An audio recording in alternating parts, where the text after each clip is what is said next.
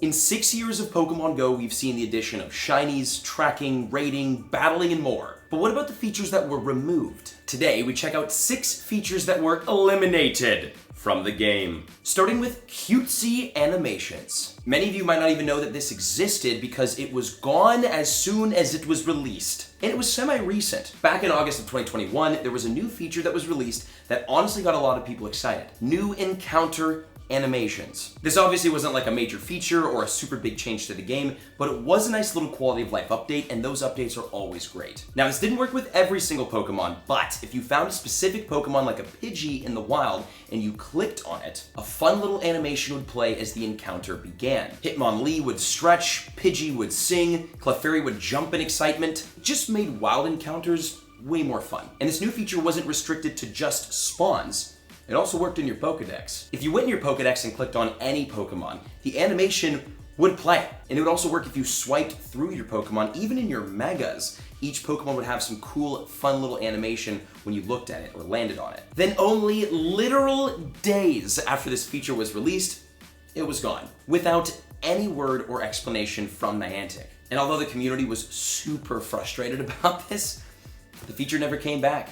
Original metal design. It was no secret that when Pokemon Go was released, it wasn't really ready. It was unpolished, it went down all the time, it was clunky. And one of the features that showed this were the medals in your player profile. When the game first came out, there weren't that many medals for one, and a lot of them looked the same. What we currently know now as the backpacker medal design was the default for most medals originally, specifically for all of the typing medals. Nowadays, when you scroll down in your player profile to check your medals, you see the events you've experienced, the collection challenges you've completed, and your in-game achievements. And at the very bottom of the page, you see the type medals, which all look very unique. But again, originally, all the type medals had the same exact default badge. Now, I will say the current badge system and design we have is way nicer and definitely as it was intended to be. But even back with the old placeholder badges, it was satisfying filling those bad boys out. One Pokecoin remote raid pass. As part of the continued efforts to help players during the COVID pandemic, Pokemon Go announced in February of 2022 an amazing new feature: weekly 1 Pokecoin remote raid passes. This gave every player the ability to remote raid usually the legendary of the week once per week, so nobody ever missed out due to the pandemic. This was great, super helpful, but like most other COVID bonuses,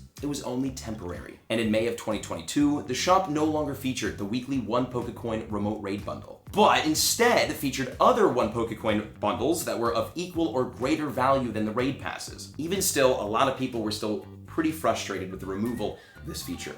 Legendary Research Breakthrough Boxes. Back in April of 2018, the Research Breakthrough Box was added to Pokemon Go, and it was really exciting. Why? Legendaries. In a world before remote raid passes, getting legendary Pokemon was really difficult for a lot of players. If you lived in a remote area, didn't have friends to go out and play with, or were just more of a casual, legendary Pokemon were sort of out of reach. But no need to fear, the Research Breakthrough Box was here. Every 7 days, you now could open it up and encounter a legendary Pokemon. You could even get a shiny legendary Pokemon from the box. Some of the better ones, including Ho-Oh, Lugia, the legendary birds, Kyogre, and Groudon. And in the months of November and December 2019, the Research Breakthrough Box had an insane pool of legendaries that you could get, including Articuno, Zapdos, Moltres, Kyogre, Groudon, and all of them could be shiny. But little did we know, that was the last month we'd ever experienced legendaries in the box. Beginning in January of 2020, we never saw another legendary Pokemon in the Research Breakthrough Box again. I'm assuming because Pokemon Go planned to launch PvP and wanted to use legendary encounters and PvP rewards to incentivize players to use the feature. 4-bar charge moves. If you go back and look at old gym battle footage from 2016, you'll notice a lot of differences. One of the biggest ones being the way that charge moves worked in battle, specifically how many bars the move had. Back before the major gym rework update, charge moves could have over 4 bars, and using them worked completely differently. In today's battles, each move can only have a max of 3 bars. And to use your charge move, you just tap the big button on screen. But when Pokemon Go was younger, charge moves had a lot more bars. And to use your charge move in battle, you'd have to hold down on the screen, which honestly sucked. This was a sort of small but really nice change to battling. And I guess luckily for all of us, the days of holding down the phone screen to send in one of your 5 charge moves are gone. Buffed incense. Arguably some of the biggest features that were removed from Pokemon Go were the COVID bonuses. This is because Pokemon Go had to quickly pivot from a game that you play while you're out and about to a game that could also effectively be played from home. One major feature to help them do this was the incense buff. When sitting still, a player would get a spawn every minute instead of every 5 minutes. That is 5 times more Pokemon per incense, and incense also lasted 2 times longer, from 30 minutes to 60 minutes. In a world of quarantine, this was a game changer. It made grinding new updates and spawns from home possible, community days from home fun, and really just overall improved the game. But in March of 2022, the stationary incense boost was officially removed, nerfed back to its original strength of 1 spawn every 5 minutes. And it wasn't until after the bonus was taken away I realized incense sucks unless you're walking around. It was so good in the pandemic being able to like grind the spawns, do the calm days. Now, you might as well not even use it. Unless you're walking, because then it's 1 spawn every 30 seconds and that's pretty good. Although incense does last for 60 minutes now instead of 30 permanently, which is great, but I'll never forget the boosted incense spawns. EX raids. Does anybody remember EX raids? And for those that do, does anyone actually miss them? EX raids were introduced back in September of 2017 as a new exclusive way to raid rare Pokemon. How it worked is that there were certain gyms that were considered EX raid eligible. By frequently battling at these gyms, you'd eventually get an EX raid invite to whatever super rare and exclusive Pokemon was featured at the time. There were actually tons of strategies players used to get EX raid battles consistently, although I was not one of those smarter players. I never got them, and when I got them in a different state or country and then missed the raid, because how they worked. When you got your EX raid pass, it would come with a specific date, time, and location where the raid would happen. So you'd essentially have to coordinate with other local community members that got the same exact EX raid that you had, so you had enough people to take it down.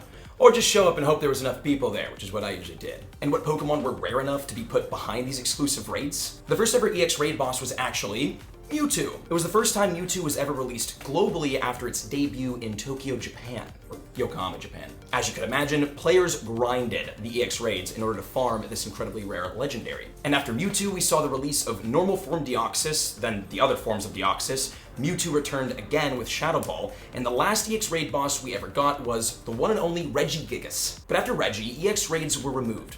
Why? In the spring of 2020, during the beginning of the COVID pandemic, Pokemon Go removed EX raids because of their in-person nature. You obviously don't want people being forced to go outside and meet up in groups during a global pandemic.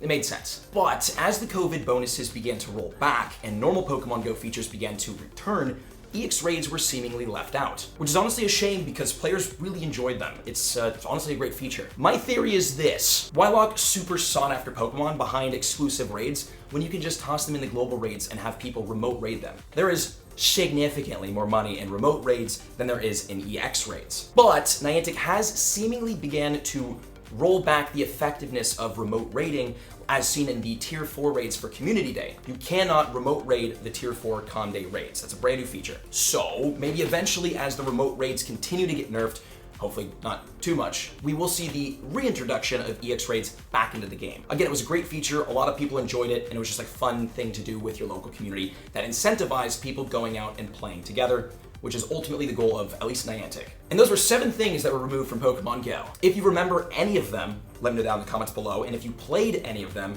definitely let me know, including the encounter animations, only available for like 2 days. If you enjoyed, make sure to leave a like. 2 other videos on screen, check them out. See you in the next one.